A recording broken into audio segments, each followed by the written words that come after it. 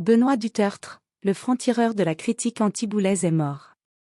Benoît Dutertre, né en 1960 à Sainte-Adresse en Normandie, s'est imposé comme l'une des voix les plus singulières et provocatrices de la critique musicale française.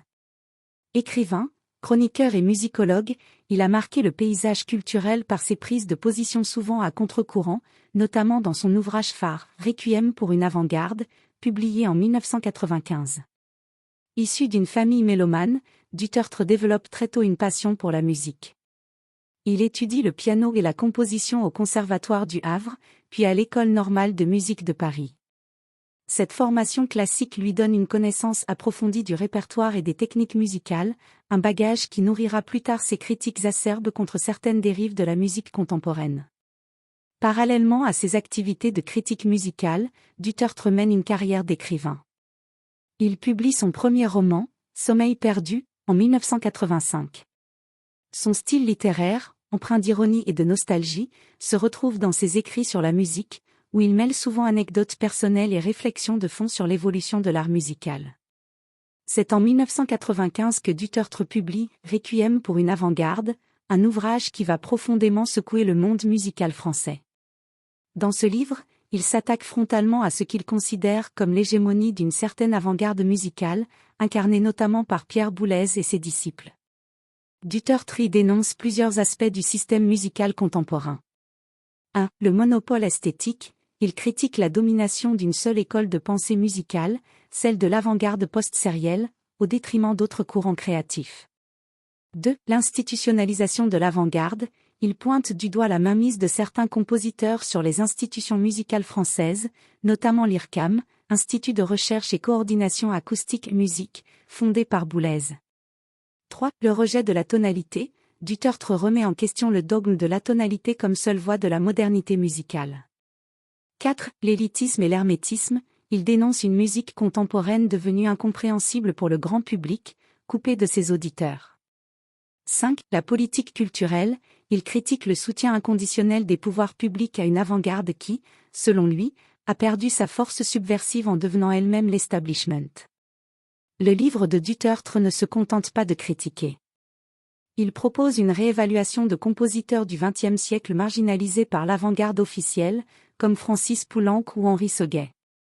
Il plaide pour une plus grande diversité dans la création musicale contemporaine et pour une reconnexion avec le public. La publication de Requiem pour une avant-garde déclenche un véritable séisme dans le milieu musical français. Dutertre devient la bête noire de l'establishment musical, accusé d'être réactionnaire par la secte boulésienne, mais aussi salué pour son courage par d'autres. Le livre ouvre un débat longtemps refoulé sur la direction prise par la musique contemporaine en France. Il contribue à une remise en question des politiques culturelles et des critères d'attribution des subventions publiques à la création musicale. Dutertre ne s'arrête pas là.